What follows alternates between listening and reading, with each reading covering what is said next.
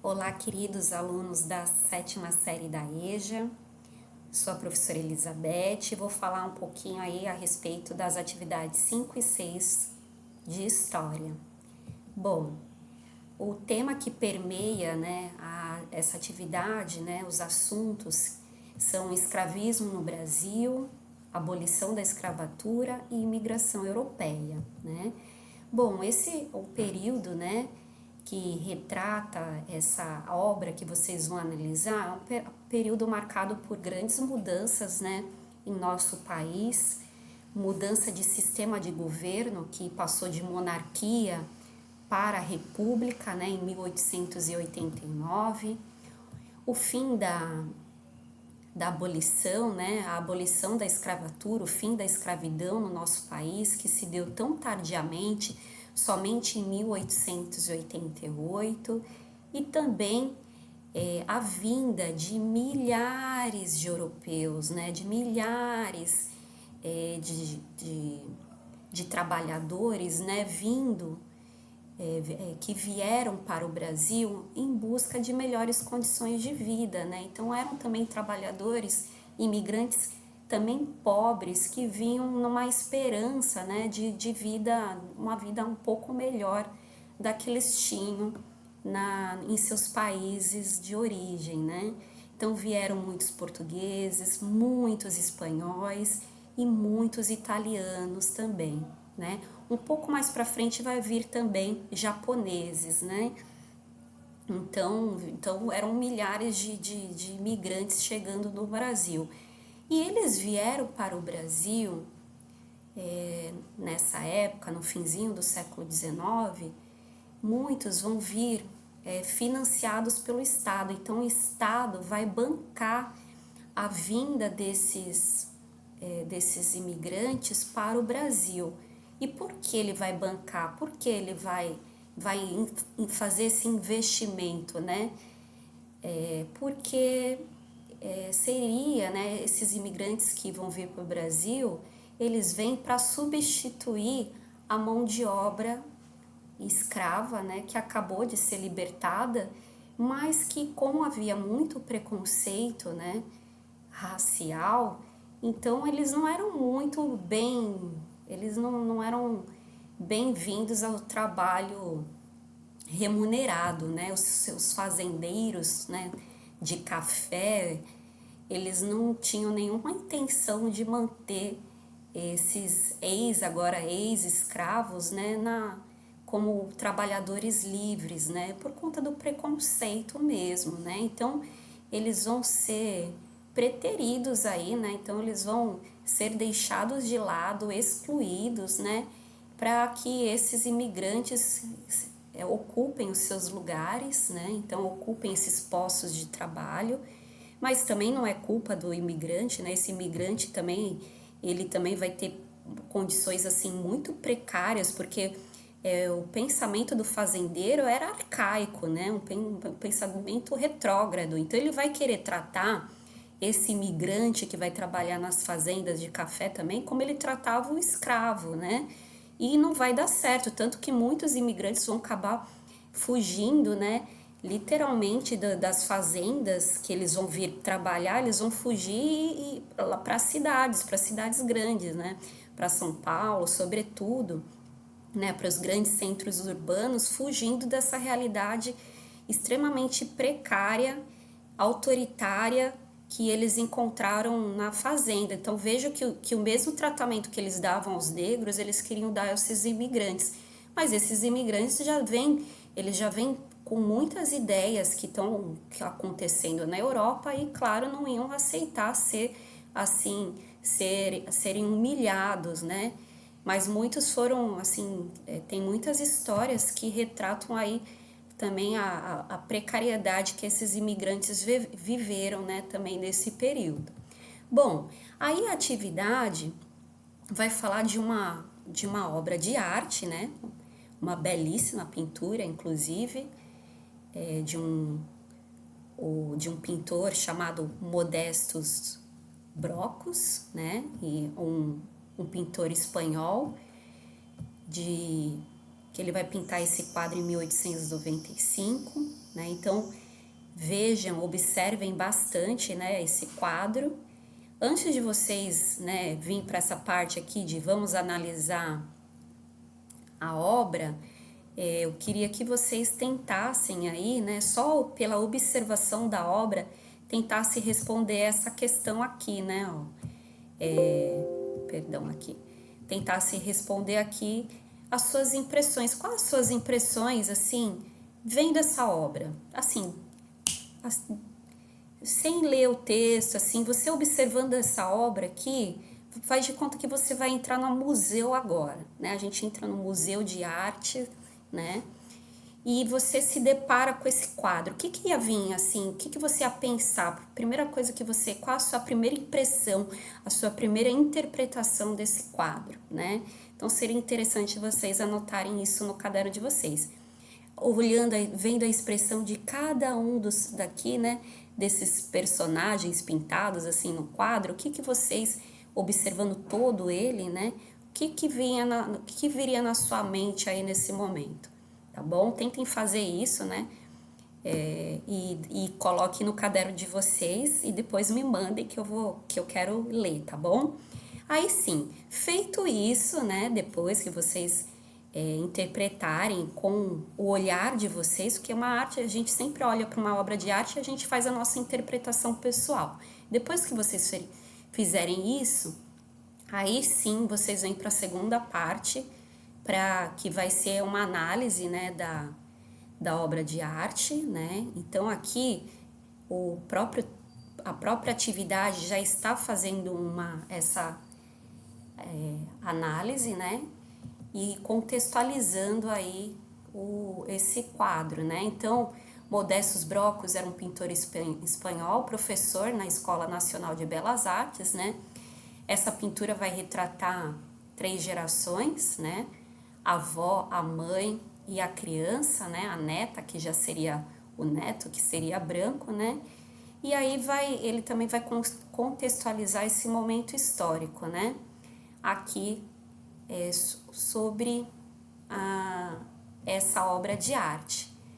Aí aqui a gente pode analisar, aqui consta o quê?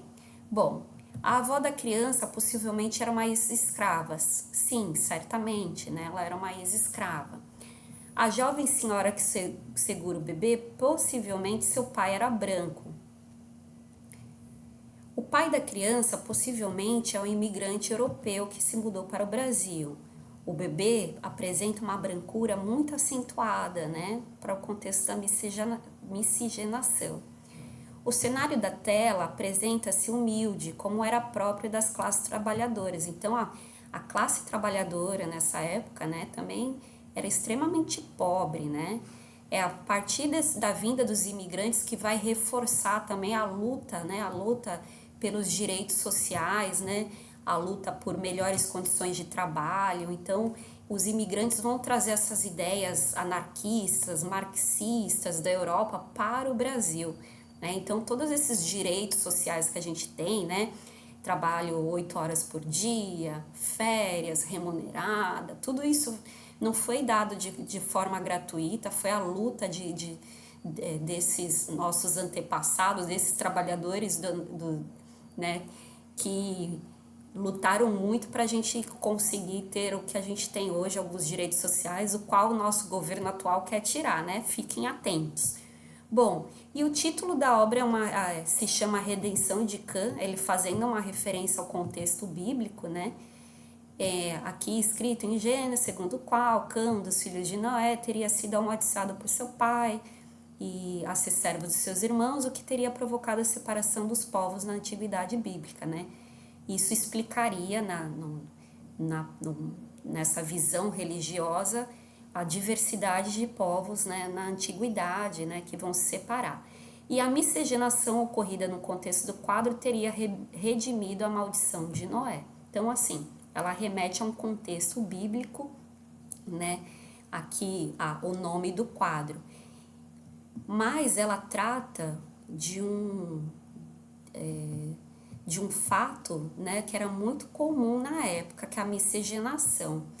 Bom, nessa época havia muitas teorias, né, racistas, né, teorias que a gente chama de pseudociências, né, porque era falsa ciência, teorias que legitimavam que havia povos superiores e havia povos inferiores. E eles faziam uma classificação. O branco seria tipo o que conseguiu, que seria o superior, né? Aquele que conseguiu evoluir, né? E se adaptar. Aí depois vinha outras raças, né? Aí vinha a amarela, e eu sei que a última era a negra, né? Então, assim, o que estava no fim da classificação, que era considerado mais inferior, eram os negros.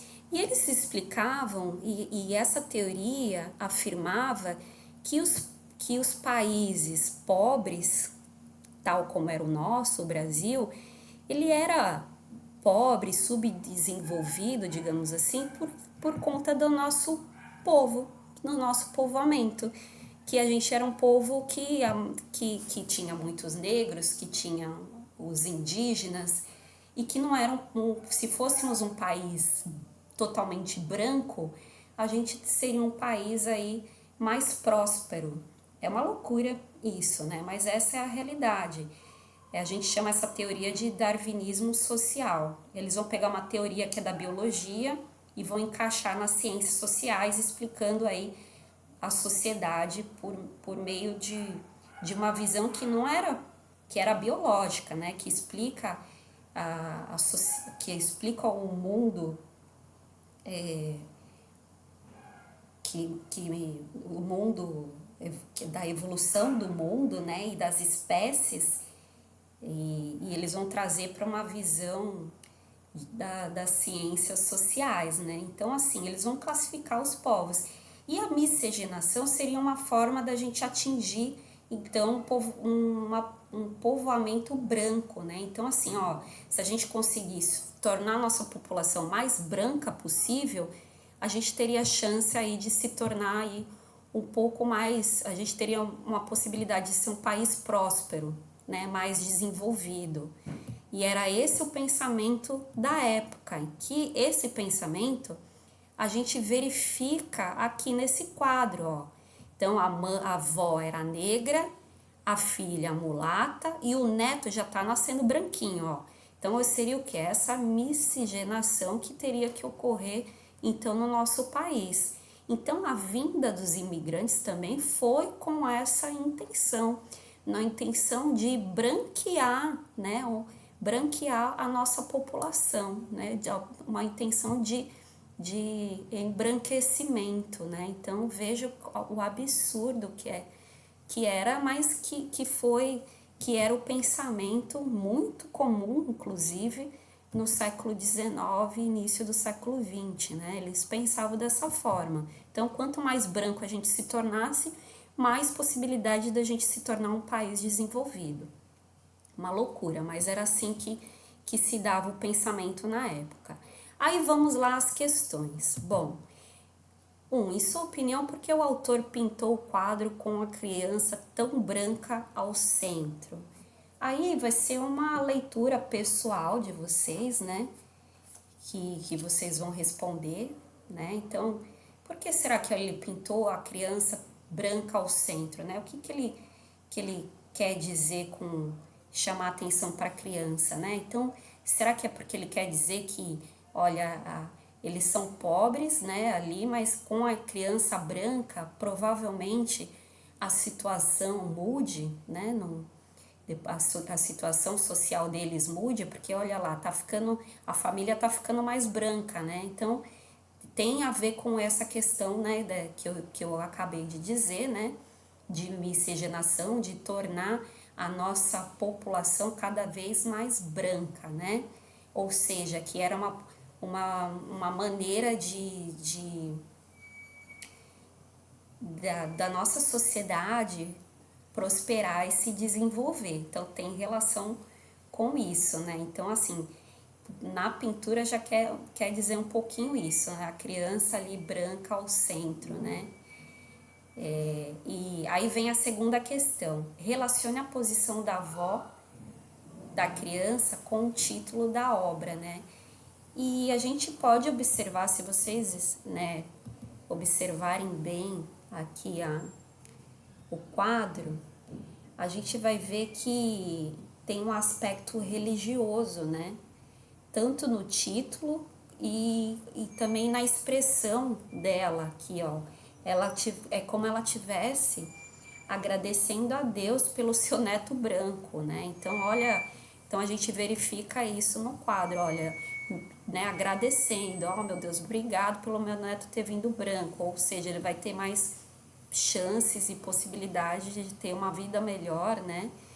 Então esse era o pensamento da época, né? Como eu disse, era um pensamento extremamente preconceituoso, né? Que excluiu, né, os negros, né? De melhores condições, né? Então excluíram, os negros foram excluídos, né? Não houve nenhuma política pública de inclusão desses ex-escravos na sociedade. É simplesmente como eles não tivessem existido, para o Estado é como eles não tivessem existido, né? Então eles vão ficar à margem da sociedade, né? Então tem relação um pouquinho disso que eu falei aqui na questão 2. Aí vem a 3, assinale a alternativa correta. A imigração europeia para o Brasil foi incentivada porque eles trabalhavam melhor que os africanos. Mentira, né? Mentira. Claro que é um absurdo, né? Mas assim, então essa já é falso, né? Então, por quê? Eles vieram, né? Foi incentivada essa imigração europeia por conta do preconceito racial, né, na época. Então eles queriam branquear a nossa sociedade, não é porque eles trabalhavam melhor, não, os africanos também trabalhavam também, né?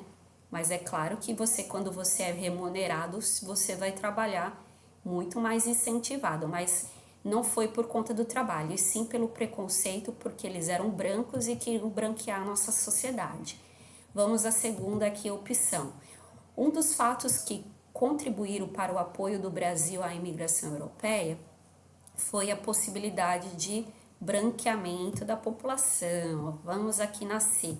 Após a abolição da escravidão, o preconceito racial contra os negros acabou, o que possibilitou muitos casamentos entre brancos e negros.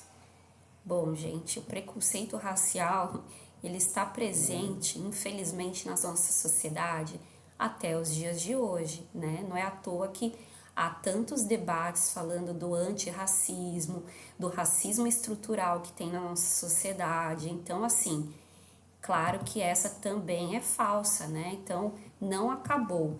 E essa questão de miscigenação, ela acaba mascarando esse preconceito, né? Que fingimos que não tem, mas que tem, né? E que tem muito, né? Então, de forma alguma seria assim. A D, vamos ver o que a D fala. Sempre que um homem branco se casa com uma mulher mulata ou parda, o filho nasce branco.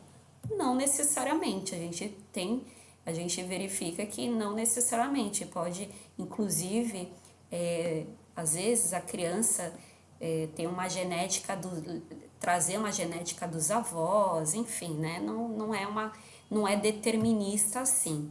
Bom, então aí a questão correta é essa, né, letra B. Um dos fatos que contribuíram para o apoio do Brasil à imigração europeia foi a possibilidade de branqueamento, né, da população, né? Então é a B. Aí vamos à questão 4, né? Questão 4. Analise a tabela com o censo demográfico da cidade de Praia Grande no ano de 2010 e compare os dados do censo, né, de 1798, período anterior à abolição da escravidão, com a população da paróquia de São Vicente, atual Praia Grande. Bom, aí aqui é o censo de 2010, né? Então, aqui branco, 149 mil e pouco, 57% da população, parda, 94 mil, negra, 15 mil e amarela, 2 mil, indígena, 393 indígenas, total aí de 262.051 pessoas. Bom, no censo de 1798, né, que está na paróquia da Vila, né, que a gente tem isso, está no arquivo no estado de São Paulo, né, esse documento histórico, né, esse censo que revela, né, aqui algumas coisas interessantes. Vamos lá. Aqui, na época, né, na Vila de São Vicente, a qual Praia Grande pertencia, porque ainda a gente só se emancipou em 1967, aqui a gente verifica o quê? A quantidade de brancos, 299 brancos, 236 pardos e 416 mulatos, né? Então, totalizando 951 pessoas, né? Bom, aí vem a questão. Sabendo que entre esses períodos ocorreram migrações de europeus e asiáticos para trabalhar nas lavouras e nas indústrias da região, aponte quais principais mudanças observadas ao se comparar os dados do período anterior à abolição. Bom, então tá pedindo o quê? Para a gente fazer uma comparação entre o censo de 2010 e o censo de 1798. Vamos lá, algumas mudanças. Bom, a gente verifica que no censo de 1798, o número de brancos é bem menor que o grupo de negros e mulatos. Então, ó, aqui é bem mais superior a população negra e mulata, era bem superior à população branca, né? Essa é aqui é primeira comparação que a gente pode fazer, né? E outro fator a gente pode observar é que a população branca, né, no censo de 2010, ela é superior à parda e à negra, né? Então veja que é uma das mudanças. Então aqui em 1798 éramos uma maioria negra e mulata, e em 2010 a gente passa a ser uma população mais branca. E a gente pode concluir que isso tem a ver com a imigração, né? Que tem a ver com a vinda dos povos, né? Com os imigrantes europeus, né? Então a gente realmente se tornou uma população que se branqueou, né? Também por conta disso.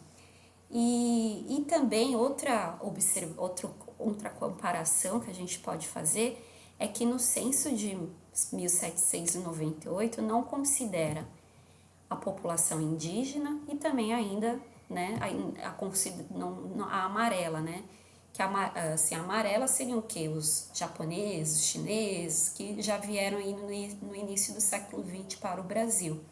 Bom, então essas seriam as principais comparações que a gente pode fazer entre um e outro. Bom, espero ter ajudado vocês, né, e que vocês consigam fazer essa atividade. Qualquer dúvida, né, pode me procurar, tá bom? No privado, no grupo do WhatsApp, mandar e-mail, quiser sugestões de vídeos, é só me pedir, tá bom? E filmes, enfim. Então, é isso. E qualquer dúvida, me procurem. Um abraço em todos vocês.